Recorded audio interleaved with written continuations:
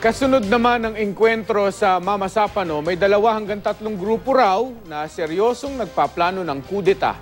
Ayon yan kay dating Defense Secretary Norberto Gonzales.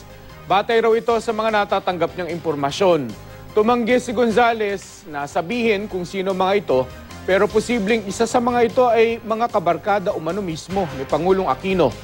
Pero sa tingin ni Gonzales, hindi magtatagumpay ang planong coup sa ngayon. Ang nagpaplano ng coup dapat hindi lang yung nasa labas. Pwede rin nagpaplano yung nasa loob. Ang coup dito is law. Pero yung people power na sasamahan ng armed forces, may posibilidad yan. Paglilinaw ni Gonzales, hindi siya kasali rito at hindi rin kasali ang National Transformation Council dahil ayaw daw nila sa kudeta. Sinabi naman ni Presidential Communications Secretary Sonny Coloma na kalmado ang Pangulo sa kabila ng mga umano'y planong kudeta. Naniniwala Malacanang na patuloy pa rin ang pagtitiwala sa kanya ng mga Pilipino.